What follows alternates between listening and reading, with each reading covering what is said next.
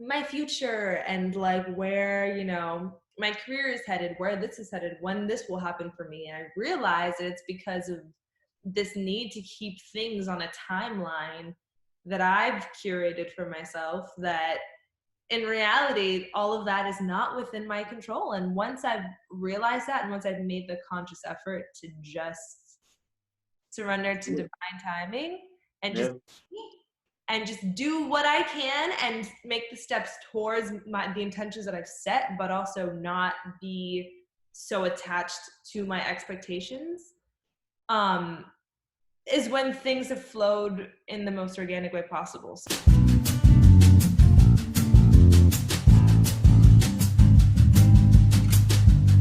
So welcome to the Tea Live. My name is Jazmin Kylene, and on the Tea On, we like to just sip tea and talk about things. This show is in collaboration with Well World TV, a modern TV network sharing educational and inspirational content. So I'm really excited to be just partnering with them and just having my content be on their platform because I love their message. And today I'm here with none other than Jonathan de Lavelanet. I didn't even clarify that's how you say your last name, but I'm assuming that That is. was the best first try I've ever heard, probably in my life. I've had some good ones, Got you. but usually it's not that close. That was real good. Thank you. It's I appreciate it. Well, how is it? it's de Lavelanet. Oh, beautiful. That's even more romantic, honestly. But you're a public speaker, you're a musician, you're an artist, and overall, you are just a really eloquent and well-spoken, like observer of life, I would say. You were just the perfect person overall to speak to about this subject that I think, A, yes, it's very timely, but I think B, what I was telling you earlier was that I think it transcends time a bit. I think that surrendering control and easing with the flow of life is something that everybody should take into account, and at least observe and be a bit self-aware as to how much we grip onto our control. So to give you context on our conversation today, this global situation that we are currently in is definitely, if anything, teaching us many things, but one of them is to be that some things are just sort of out of our control, and it's a matter of surrendering to that and the beauty that you'll find in surrendering to that. But I think that it's something that is going to be in our lives after this. It was something that was in our life before this, and so it's important to bring awareness to the fact that a lot of the global anxieties that we face and that we feel have a lot to do with the fact that as humans, kind of by nature, it feels like we are attached to control. So I have some questions that I'm also gonna, like I said, contribute to a bit, but I kind of just want your take on your experience with surrendering to control, how tied you think it is to maybe anxieties that you've experienced, and how moving forward we can try to just, I don't know, surrender more.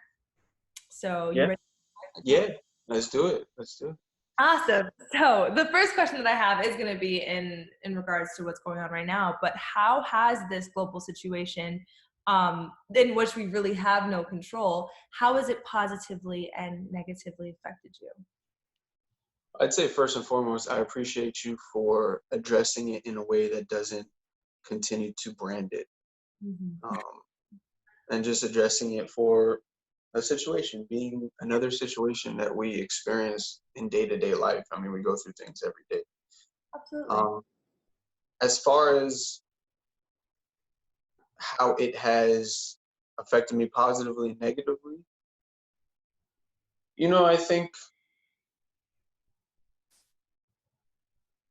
I think what's really going to come from this is a stronger sense of community. Yes. That's something I see on the horizon. I see it already. People are outside walking, maybe not necessarily talking to each other. I mean, a few people will, but some people are more standoffish. The thing is, it's kind of been that way for some time. Everyone has their own comfort level when it comes to interaction with Mm-hmm. another person, especially a stranger. But I think over time there will be more Yeah. connecting, more in-person connection. As far as how it's affected me, affected me adversely.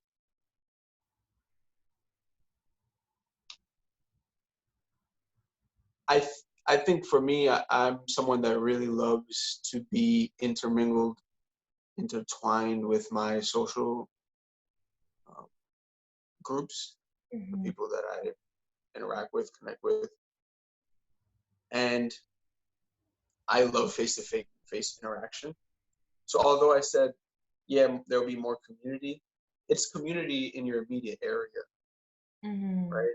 Whereas those who I'm connected to or with are scattered all about. Right. So I may not, I don't really get to see them in person, interact with them, connect with them like I have been. It's much more limited. So I think that's one of the negative effects. Um, Yeah. but I don't see it as the worst thing ever, though. I see it as just another thing to adjust to and allow the time to unfold as it will. Absolutely. Yeah, I agree. I mean, even this is, Mhm. we're not in person, but I think even this is cool to be able to still somewhat see a person, kind of feel them more than just talking or texting. Yeah.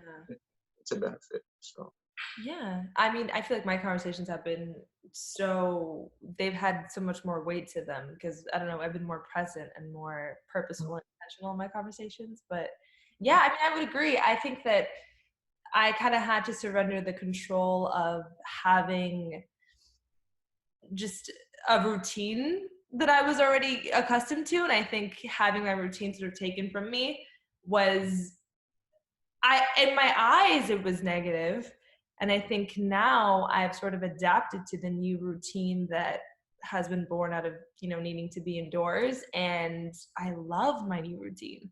So it's like what I think was negatively affecting me as far as not having control over the situation has turned into a positive, and I don't know, I think there's a lot of positives that can come out of not so having. many. What'd you say? There's so many. There's Yeah, so many. yeah, totally. Yeah. I mean, just on a global scale, I think that we're going to be more unified than ever, more self-aware than ever. But just like personally, having to surrender the control of what I knew life to be for a while has opened a lot of doors as to like just what life could be in other circumstances. And it's, I don't know, it's been a positive thing for me. Adaptation is another one. Yeah. Just learning to adapt. Sometimes people gotta have to force themselves to adapt, or a situation will force them to adapt. In this case, it seems like it's more a situation that it's kind of putting us in a position to have to Right. adapt Exactly. to changes. So, Yeah, and so that kind of brings me to what I was going to ask next was that why do you think, like as far as adapting goes, why do you think people are more resistant to that? Why do you think that we hold on to just control in general? I'm sorry, could you repeat that? I was getting a call. No worries. I was asking that why do you think that us humans are more attached to control, and why do you think we're more resistant to adapting and to change? Oh, it's funny we're talking about this because this is something I was recently discussing with my family, Mm-hmm. and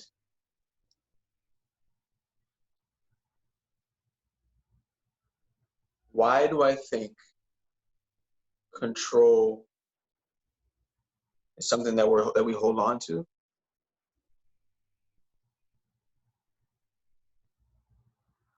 I'm in the process of figuring that out, but I think to kind of talk through it,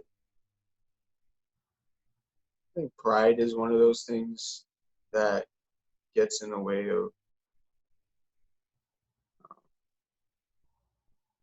surrendering control to a situation or another person.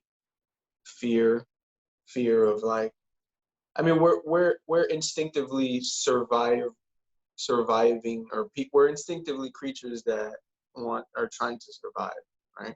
We do everything we can to try to survive. So in allowing something to change the way that you want it to do something or you felt something needed to be done, it's kind of, it affects how you perceive, the outcome of it. So Right. for example, like if you were to tell me, if you're going to tell me don't go outside at all because you don't want to get infected, at some point I'm going to need to go get food, and I have to make a decision to, survive. And if I abide by what you're telling me, I may starve, right? I may run out of food. I may need to go eat or figure out some way to eat. So at that point, the mind kind of creates this fear of, I'm going to starve. I'm not going to eat. I'm not going to do anything. But instead, what I'm learning is that instead of allowing that uh, authority to kind of throw you off, accept what is being put in place, or accept what is happening, and find a way kind of around it, but still abides to that control. So Yeah. instead of going out to the grocery store and finding and potentially getting, I don't know, affected or whatever, maybe speak to my neighbor who's healthy and hasn't been sick and maybe can offer me something or something of that nature, but just finding a creative way to Basically. adapt. Absolutely. Yeah, I agree. I think a lot of it is also, as you mentioned earlier, it's fear based as well. I think people are scared sometimes to surrender to what the natural play of events will be. I think it's a fearful tact to have everything sort of the way that you want it, because that's kind of how nothing can go wrong. And so when things don't go the way that you plan them to, which is the natural order of things, yeah, I think it can like just, I don't know, ignite our like survival instincts, and fear kicks in. So I think to be fearless is to surrender. You mentioned natural order. I think that's a very important term here because the natural order of it is the divine. It was already written, right? Right. It's if it's meant to happen, it will happen or not. And understanding that helps a lot. Very freeing. It helps a lot Very, very freeing. It's in just being able to just be, to persist in what it is that you want, but then also knowing when to just accept. right, right. And there's a balance to that, which is literally the next question that I was going to ask, which is that when you find yourself like as a spiritual person, or even just anyone going through life, there's this notion that in order to manifest or to bring in the life that you want or the things that you want, you need to set a clear intention for it, and you need to really put your focus on that and be specific about what it is that you want and feel it and live it. And then there's this other notion of just being and surrendering to what is meant to be. So how do you find the balance between just setting a clear intention and just allowing what happens to happen? I have no idea. Does anybody though? Yeah. I mean, I lean way more towards just being and flowing with it. Mm-hmm. My struggle has been setting clear intention. Mm-hmm. I kind of just take a situation or take an outcome and make the best of it. That's what I've always done. I've always done Right. it. I wasn't the boy in school, or to say, no, I want the blue one. Like, no, I take whatever one. I'll take the red, I'll take the green. I'm gonna do with that what I do with it. Right. Right. But how do we do that?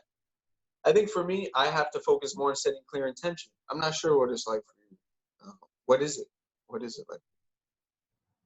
What do you Do you mean? find yourself leaning more towards flowing with things or setting intentions? Right. So because the reason why I asked the question is because it's something in my life that I'm sort of trying to find the middle ground in as well. And I think that maybe, I guess we all are, but um, I've been reading a lot and learning a lot that in order to bring the things in that you do want, it is important to be more specific and not be so elusive. But then at the Yeah. same time, I think this whole notion of like surrendering control would lead to the fact that if you just kind of be, what arrives is what's meant for you and you'll make do with it, you know? So it's kind of like, how do you find the middle ground? I think personally, you sort of set the intention and then you let it go and not, hone in and focus on it overactively. I think maybe like is kind of a way to have both. Let it go or strive for it, work towards it, but But not be so fixated or you on it. fall short, it's okay, try again. Or you surpass it, great, set a new intention. Is that what you mean? I guess, yeah, exactly. Or just because I think when people get too overactive in what it is that they're setting the intention on, they can just revolve around it and it could be what they eat, breathe, and live. And I think that is a bit resistant to surrendering to the flow of life and surrendering to control. I think if you're like so honed on something, you're not really just kind of letting it be. But you should also still work towards it. So my thing would be to kind of like have that direction, have that path, but not be so fixated on it to the point where you don't see, I don't know, other opportunities along the way. I mean, the beauty is that it's a constant work in progress. Right. So, you know, So you're continue to more on strive. the free will side than you are on the intentional side. What's that? You find yourself more on the free will side than on the intentional side? Yeah, yeah. I definitely, I definitely roll with the punches. Like Right. that's, I roll with it, and Which is a beautiful thing. And it's what we're talking about now. It's good. I can say I'm happy. I could say that I'm actually happy, Yeah. but I do see room for improvement. One thing that I'd like to implement more in an effort to set clear intention is using smart goals. Have you ever heard of that? No. So my brother taught me this. Smart goals represent. It's an acronym. SMART. Uh, Anytime you're setting a goal, your goals must be specific, measurable, uh, attainable. Uh, See, I don't even remember. That shows how much. What is Reasonable. it? Rational, maybe? I don't know. It's specific, measurable, attainable. RT. T is time constraint, right? So there should be a time, and the R is something else. But if you Google it, you'll be able to see SMART goals is something that's used in a lot of companies. Right. It enhances productivity, but it also allows them to identify when they've accomplished their goal. It makes it, So yeah, and everyone can also be on the same page with it because they know when it's due, they know uh, exactly what needs to be done, yeah. and they know how to measure if they've reached that milestone. Good. So smart goals is definitely a cool little um, tool to use when setting clear intentions with things. I'm totally going to use that. I actually really love that. And I'm Yeah. visual, so like I would like to see that. That's awesome.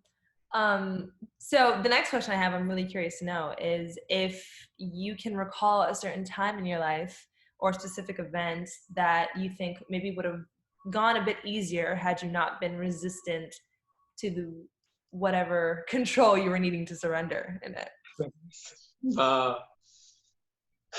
I'd say my relationship. I'd say my career, but also my relationship with my family in a way. So my career, because anytime I'll set a goal with something or I want to accomplish something, let's say I want to make 10 songs in a year, right? I'm so nitpicky with things that I'll either take, forever to finish one song, or I won't get to it at all, or yeah, pretty much that. I'll take forever to finish one song, just because I'm not surrendering to the idea of failure, right? I'm Right. not surrendering to the idea of it not being received well by other people. Right. With my family, I mean, my mom, my brother, they always give me advice on things, and they, are trying to teach me from a place of a loving place. Right. But because I see things my own way, or sometimes even it's like their input clashing, Right. sometimes it's even that, and I respect them, so I try to take their advice to the best of my ability. But what'll happen is, instead of surrendering control to their input, or to what their needs are sometimes as well, it's my view that overpowers, and then will ultimately create a conflict. Or yeah, it'll create a conflict, and then I got to deal with that, or Right. we have to deal with that. So in many ways, surrendering control could be beneficial, but like, I allow it, you know. Right. Right. Yeah. Career would be mine as well, I would say. Um, there, Also, because basically, for when you have a career that doesn't have like a set trajectory, I would say. Um, and what I mean by that is that, like, for instance, if I would have taken maybe more of like a STEM major, and I would have like pursued this many years in school to be, a doctor, and then, there's kind of like written steps to take, but for something that's more just not as like structured, there's a lot that is out of my control that would kind of drive me crazy in terms of like, data, like the number of views that you get, the number of comments that you get, the number of streams or whatever. And I think I allowed that to stress me out and affect me when it was so far out of my control. And then when I kind of realized that, and I came to the fact that all I can do and all I have control over is making content that matters to me and that is intentional and within my purpose and purposeful, um, and kind of let go of the fact that the numbers and who watches it really has nothing to do with me, as I have no control over it. That's when numbers and the people who watched it started to be responsive, because I think when you kind of let go of it and you focus on what you can control and what makes sense to control, um, that's when you'll kind of align with the flow of things. So yeah, you have to be self-aware. and an interesting thing to add to this is that no matter where you are, let me take a step back. Yeah, I'm going to put this out there, and then I'll use that point to answer it. gotcha. I think our generation as a whole very much despises authority, Right. which is control, Yeah. right? Which is why you see a lot of entrepreneurship and a lot of us striving to do our own thing, which I think is great. I'm not against it. But my brother and I, we talk about this all the time, our brothers rather, Mm-hmm. and they always talk about, you got to start from the bottom. Like, you got to start,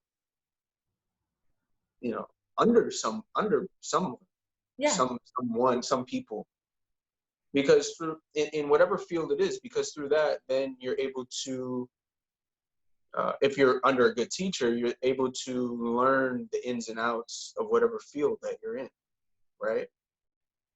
And that's with anything. That's in your family, but I'm talking about careers here, right? Right.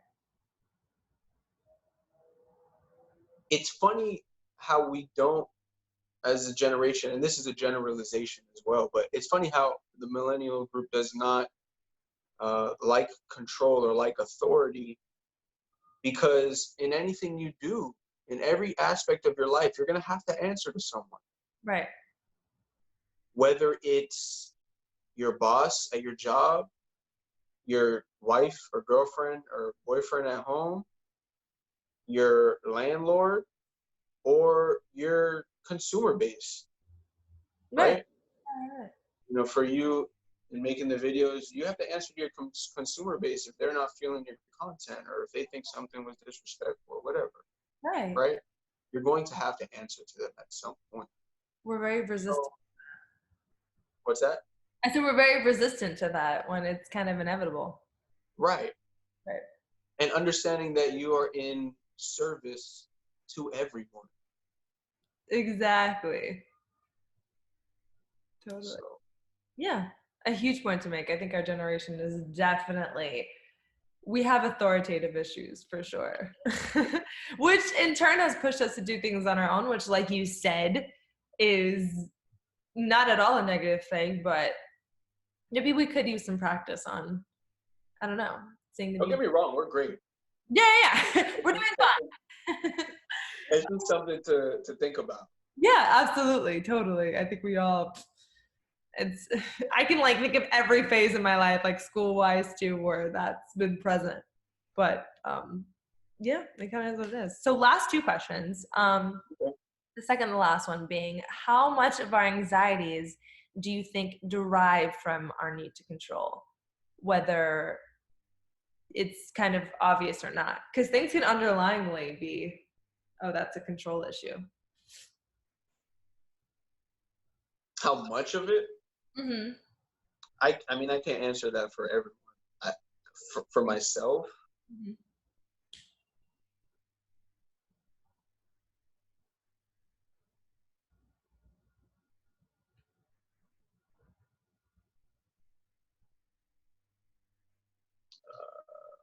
I don't think a lot. First of all, I'm not a very anxious person.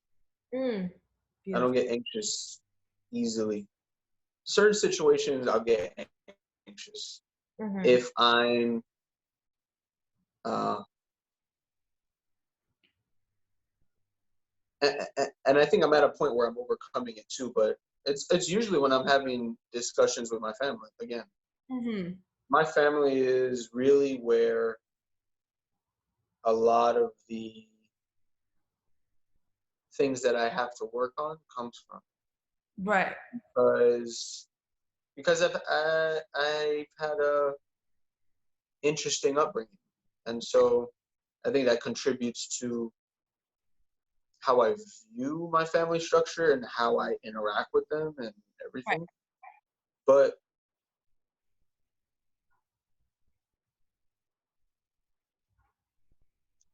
I think it just goes back to me wanting to be in control of my own view and my own choices, and having a constant um, challenge or a constant uh, like contradicting view, Right. and having to decide, should I listen to this person because they're experienced and they're wise and they've been around for longer than I have, or should I listen to myself because I'm fresher in this world and I know the time we're living in more than they do. At least in my mind I do. Right. And but most importantly, my decision is going to leave me the most at ease because I know I made it and I'm willing to accept whatever comes from it. Exactly. Whereas if I make a decision based off of what I was told and then it goes wrong, I'm like, God, I shouldn't have listened. you know, Right. I'm Right. like, why did I listen to it? I should have just listened to myself. Right. So as far to answer the question, I don't think a lot of it comes from I don't think a lot of anxiety comes from the need to control, but That's good. actually, scratch that. I do think most of it comes from the need to control because I'm not naturally anxious. And so when I do feel it, it's usually in those situations where my control is being challenged. Right, exactly. I think we don't realize that it derives from our need from control until we'll trace it back. Because, like, I know for me personally, I'm also overcoming my anxieties, but I do know that when they arise, so much of them have to do with like my future and like where, you know, my career is headed, where this is headed, when this will happen for me. And I realize that it's because of this need to keep things on a timeline that I've curated for myself, that in reality, all of that is not within my control. And once I've realized that, and once I've made the conscious effort to just surrender to divine timing and Yeah. just do what I can and make the steps towards the intentions that I've set, but also not be so attached to my expectations,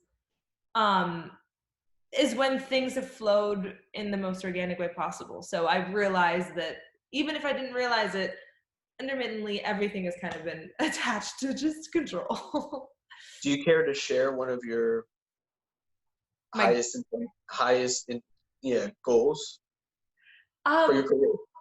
right, well, I always had this like thing of wanting whatever I hosted or whatever I produced or whatever to be like on cable television. And it would always be so like just hard for me to accept the fact that like a lot of that, either you kind of have to know somebody or you're gonna have to work on it for years in order to, you know, get there. And I think that controlled me for a while. It controlled my like willingness to even put myself into this if I didn't see the goal clearly as something that was tangible and reachable. But like now, surrendering to it, I've fallen into what streaming is now. And streaming, I've been able to reach way more homes than I would have if I did do cable television. So I think by me surrendering like this tunnel vision of what I wanted, I was able to find something that made more sense for me. So yeah. And there's more, but I mean, whatever. We'll do that. We'll talk about that another time. Yeah. Well, the reason why I asked you, because I wanted to understand how you would feel if you know you didn't accomplish that goal, but it seems like you're already accomplishing it. So Right. Well, yeah. I mean, there's also other things like, for example, like I've been single most of my life, and sometimes I do, and I'm very comfortable with that. I love myself. I'm independent. However, I do think, you know, well, when is the time that, you know, that's going to organically happen for me? And I think by just kind of surrendering that and knowing that when it's meant to happen, it will, has allowed me to blossom in my own self-love. But I do think that I still have an attachment to the outcome that I do expect. Because I expect that eventually I will find my person and I will get married and have children. And I think that if that were to not happen, I would still be disappointed. But I think I'm wasting a lot of energy in focusing on that as opposed to just sort of trusting that when it's meant to happen, it will, you know? right. So, yeah, that's that on that. So last question is, if you have any advice or exercises that you would tell somebody who was maybe wanting to overcome their need for control.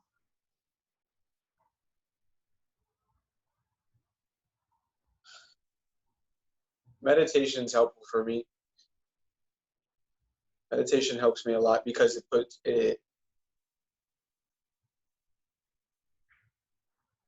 me in a state of calm. Mm-hmm. And when I'm calm, I listen more. And when I listen more, there's less rebuttal. You know, I battle less, Right. right? Right. Or I'll know when to kind of stand for something and when to just go with the flow on something and just accept what it is. Yeah. And that's so important with interpersonal relationships. Absolutely. It's so important because you want one thing, I want another thing. At some point, we have to come to an agreement or an understanding. And if I'm so stuck on my high horse on something when it's really not that either important, or it's not that important to me, Where you care. or the outcome of it isn't detrimental, then why am I really arguing it? Right. Why am I battling it? And that's something to look at. That's something to be conscious of. So meditation helps me. Yeah. Listening Mm. through the meditation, it helps me learn to listen. Listening is another thing. And then I think something that I do naturally, that I've always really done, is, it's a great one.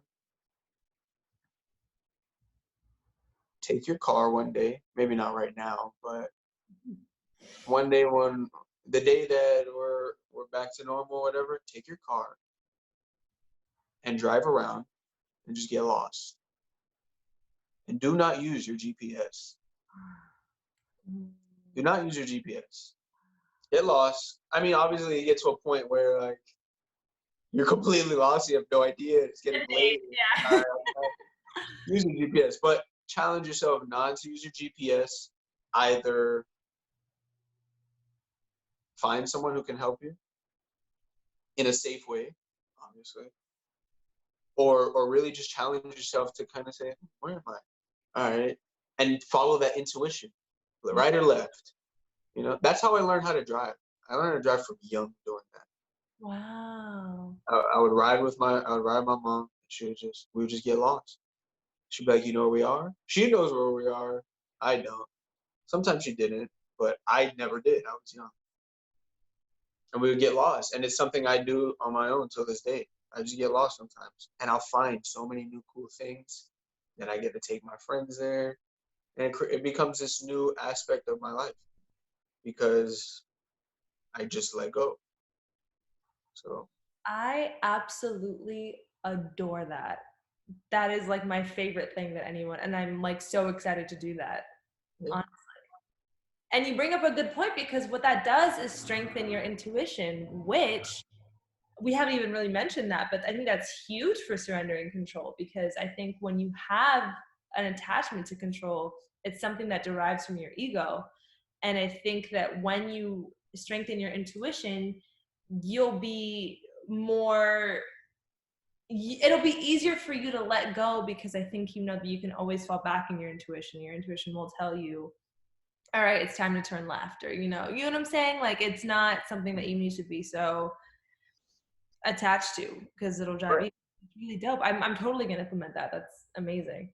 Um, just like take a random exit and like see what happens, and you will discover a lot of beautiful things, which is a metaphor for life, really. Just kind of take a random exit and you'll figure it out. But yeah, everything that you said, I 100% agree with. I think I also wanted to add in that as far as like control and relationships go, for me, I've always had an issue with vulnerability.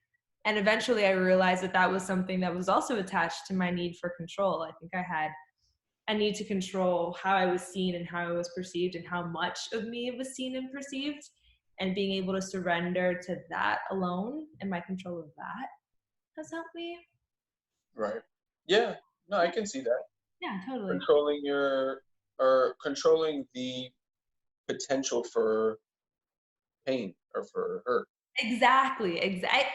Everything can be disguised as a need for control for something. So yeah. And as far as advice would go, I 110% would say meditation. Meditation has been huge for me. And I think the reason why it's helped me so much is that it puts you in the present moment. And I think when you're in the present moment, you're not concerned about what's happening in the future, what's happened in the past, which both things are connected to our need for control. I think we want to control outcomes of things. So on our heads, we're in the future. When if you're just in the present moment and you're here, none of that matters, and it kind of alleviates a lot of that. So if anybody who's watching this doesn't meditate or hasn't meditated yet, I think that's like the first step, I would say. Yeah. Yeah, 10 minutes if you can. Just Yeah, you'll stay grow. quiet. No phone. I do lately I haven't been doing it, but there was a point I was doing an hour a day. I did or excuse me, 2 hours a day. Oh, I wow. did a 10-day silent retreat I would love to do that. in Shelburne Falls in Massachusetts called Vipassana. I did it. It was 10 days of silence. You don't speak to your peers. So it's like a course. Mm-hmm. Over 100 students in there. It's all free. It's all I mean, you have to fly there. It's in Massachusetts. Right, right. But every food is free, lodging is free. Oh, that's awesome. You live kind of like a monk for 10 days. Right, No speaking to anyone. Of course, if you have questions about the practice, there are teachers there that you right, can ask in private, right, but there's no communication with the other students, not even eye contact, not even holding the door. It's just you. And it was very helpful in getting that momentum going for meditation moving forward. So right, right. Yeah, that's that you can look into. that's totally its own challenge in surrendering control, like surrendering to the urges that you would have to communicate it to what Oh you yeah. is normalcy. I'll tell you my experience with that. Yeah, we'll talk about Yeah. it now, but totally. But yeah, but thank you so much, Jonathan. It means the world to me that you were open to having this conversation. I just want anyone who just watched this to take away that there is, and I think we've demonstrated that there is no perfect way to do this. We're always going to be finding the middle ground, and we're always going to at some point find out that whatever resistance and whatever anxieties we have, they may or may not be tied to our need for control. So I think just being self-aware and at least recognizing it is already huge.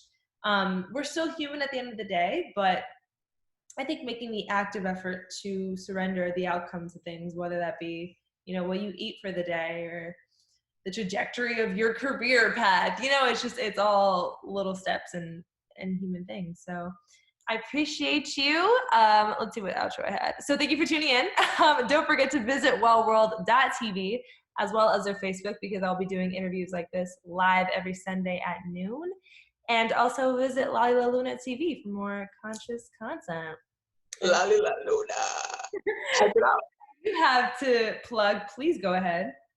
Next time I need some tea, okay? Next time you gotta let me know we're drinking tea. For the Tion. Thank you. Do you want anyone to follow you on anything or? Not really. If you want to, at beige, like the color beige, BEIGE, warrior, like the warrior, on every platform. Perfect. And yeah, I just really hope people can take something from it and apply it. So thank you for having me, though. Thank you, Jazmin. Thank you for being here. Bye. Bye.